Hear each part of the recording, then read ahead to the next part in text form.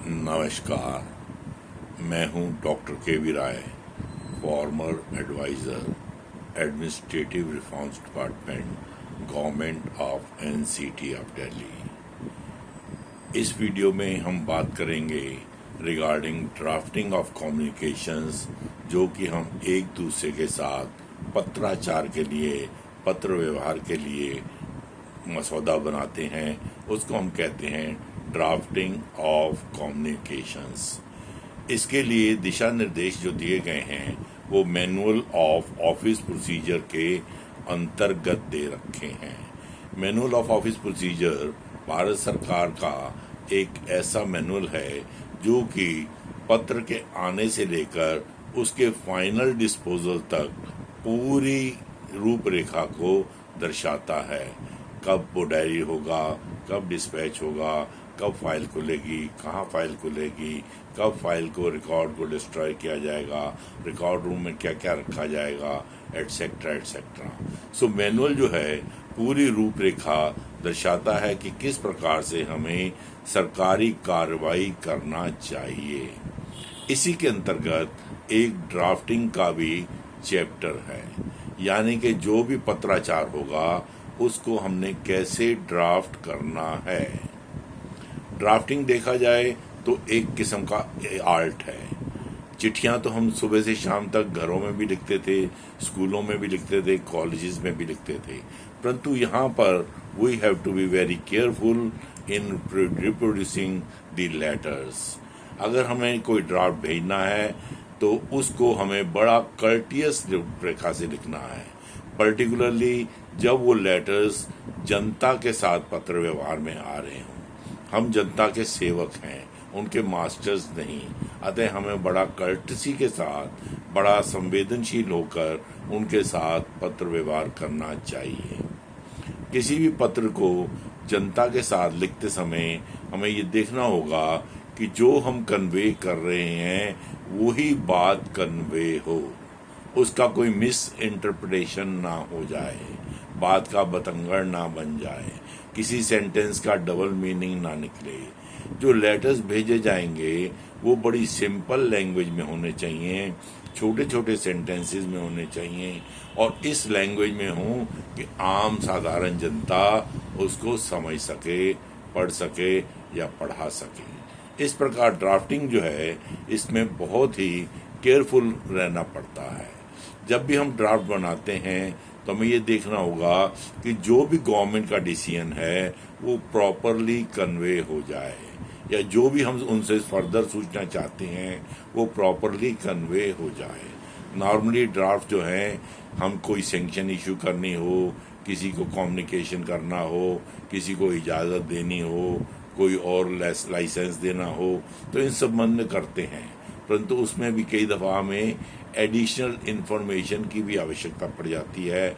तो उसके लिए भी हमें कम्युनिकेशन करना पड़ सकता है कि आप अपने पत्राचार के संबंध में हमें निम्नलिखित सूचना और दें ताकि आपका प्रपोजल जो है उसको एग्जामिन किया जाए। तो इस प्रकार से चिट्ठियों का मकसद कई प्रकार से हो सकता है।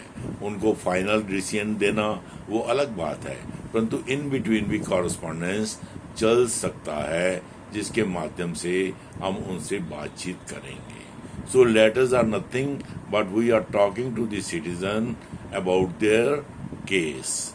इस प्रकार से हमें जो भी लेटर लिखना है वो बहुत ही कर्टियस तरीके से लिखना है, सिंपल लैंग्वेज में लिखना है और छोटे छोटे सेंटेंसों में कन्वे करना है।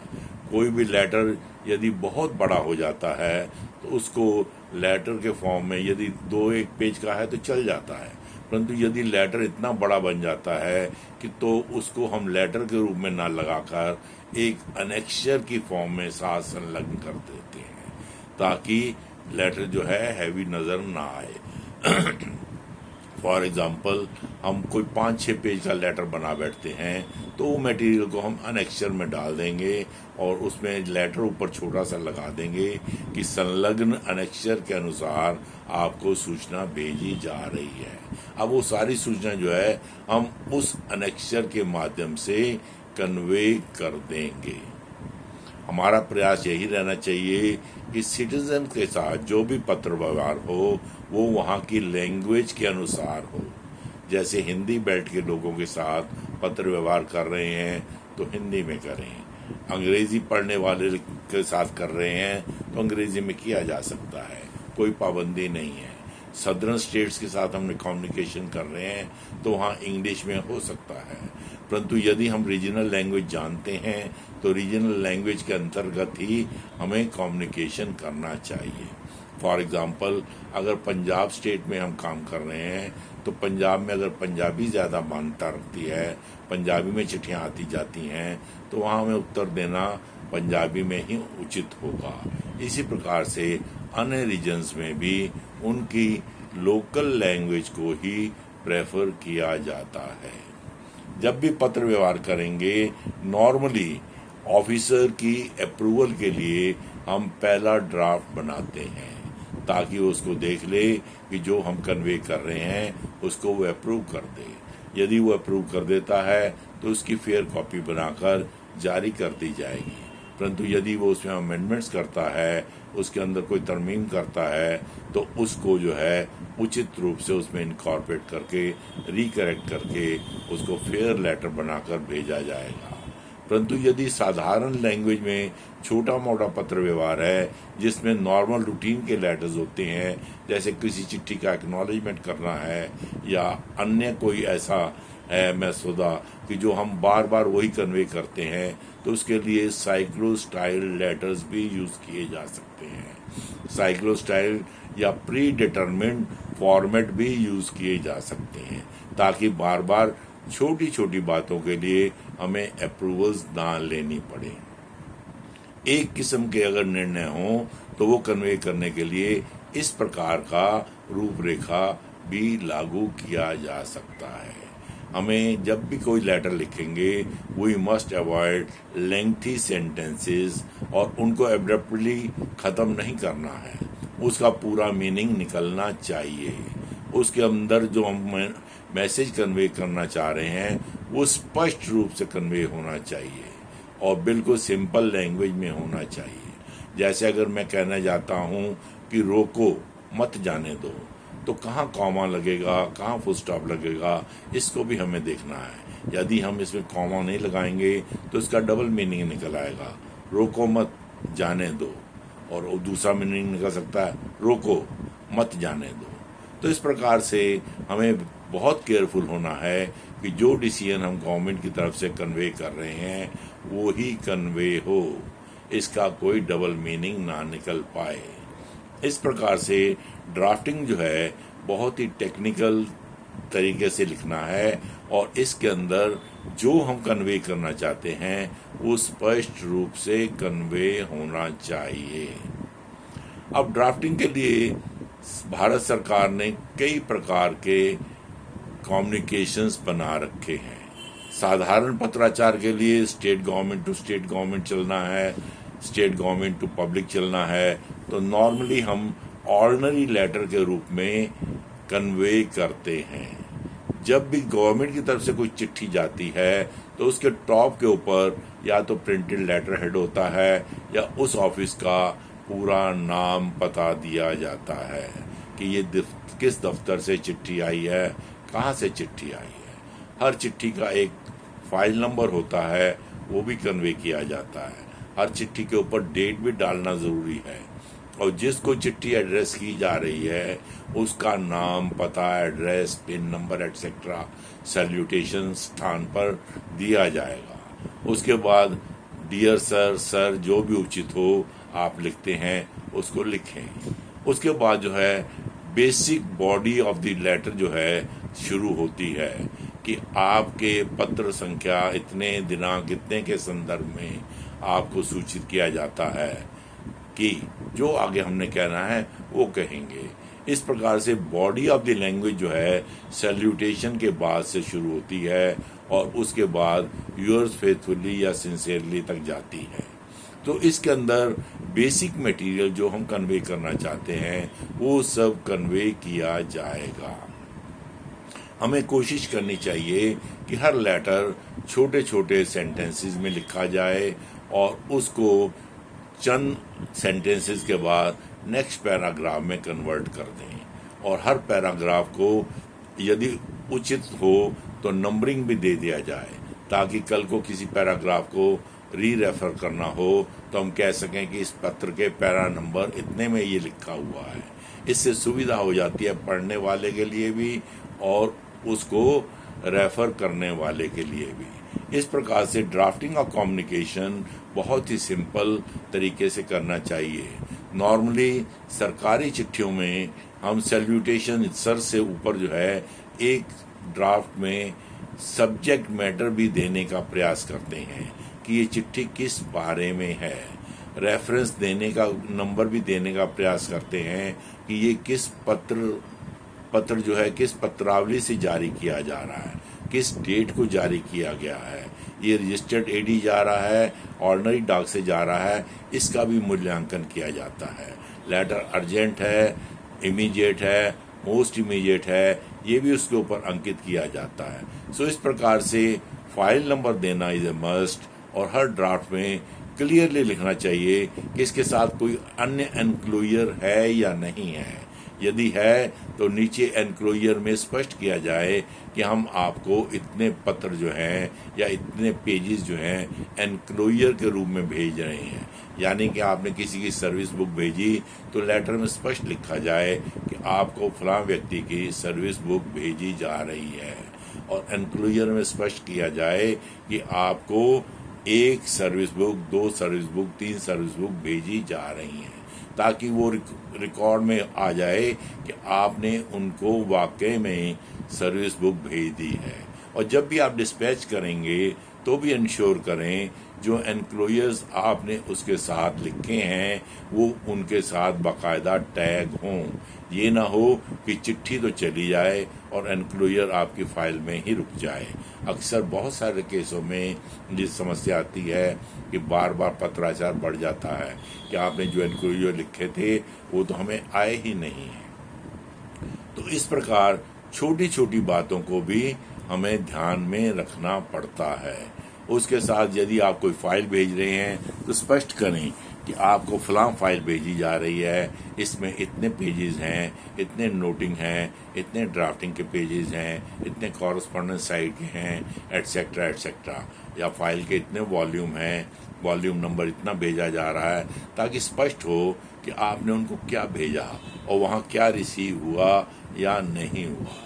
सो इस प्रकार से लेटर जो है नॉर्मली फॉरेन गवर्नमेंट्स के साथ आप कॉरेस्पॉन्डेंस करते हैं तो लेटर जाते हैं, स्टेट गवर्नमेंट्स के साथ आप कॉरेस्पॉन्डेंस करते हैं तो लेटर जाते हैं, यूपीएससी से आप कॉरेस्पॉन्डेंस करते हैं तो लेटर्स जाते हैं, कॉन्स्टिट्यूशनल बॉडीज़ के साथ भेजते हैं तो लेटर लिखे जाते हैं, जनता के साथ पत्र व्यवहार करते हैं तो आपको लेटर ही भेजना चाहिए। परंतु कई दफ़ा हम जनता को भी मीमो इशू कर देते हैं, विच इज़ नॉट डिज़ायरेबल। अब फ्रीडम के बाद हमें वो ब्रिटिश लीगेसी से थोड़ा बच के हट के चलना चाहिए।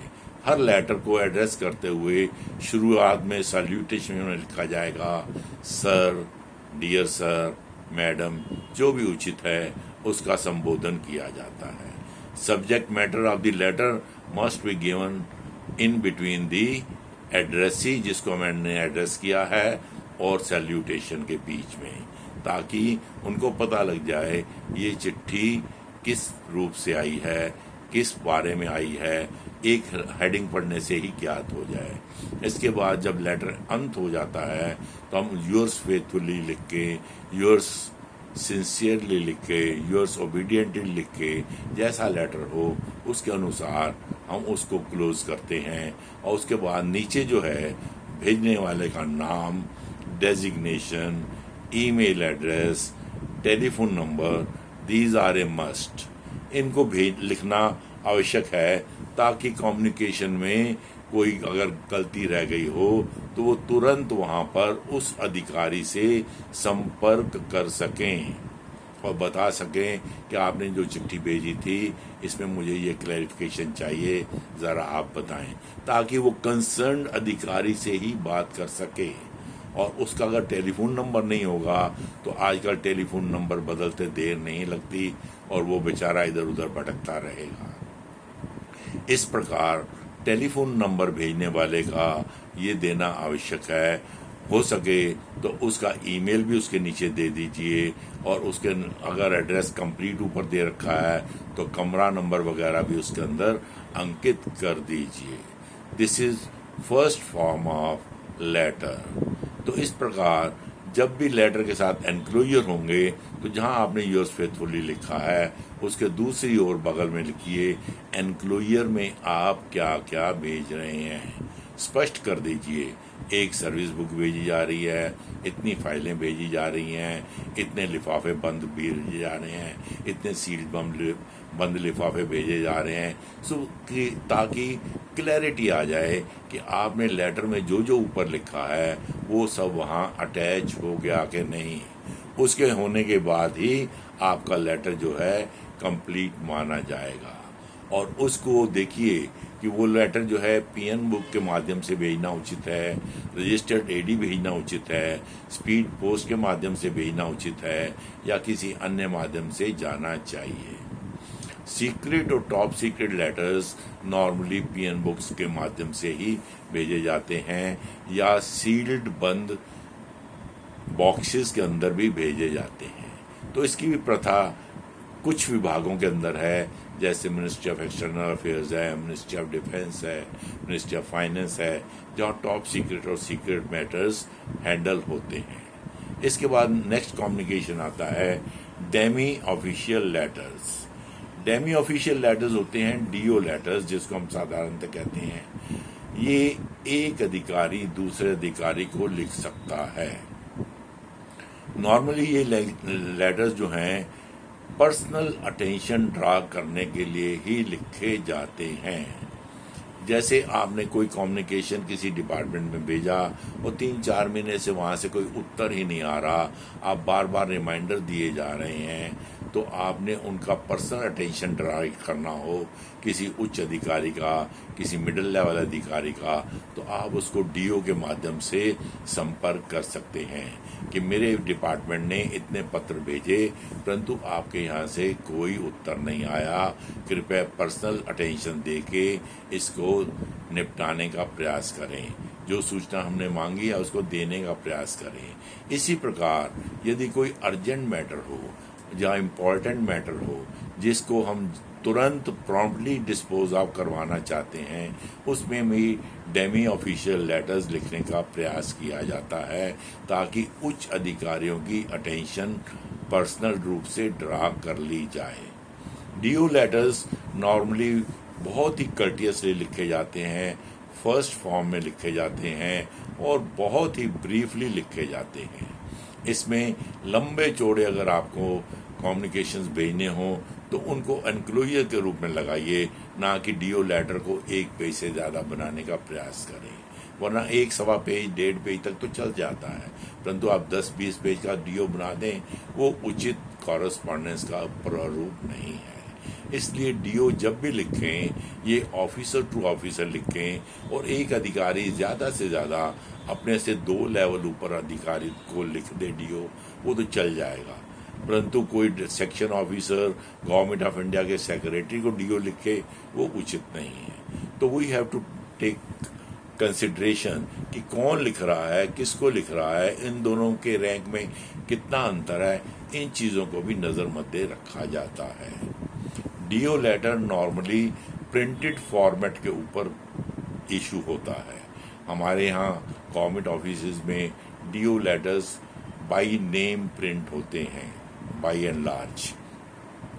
Secretary, principal secretary, chief secretary, head of department, इनके हर एक के अलग अलग डीओ लेटर्स होते हैं, और उन्हीं डीओ लेटर्स के ऊपर पूरा कम्युनिकेशन किया जाता है, ताकि उसमें किस अधिकारी के माध्यम से जा रहा है उसका नाम, पता, email, telephone number, address etcetera सब डीओ पर ऑलरेडी प्रिंटेड होगा।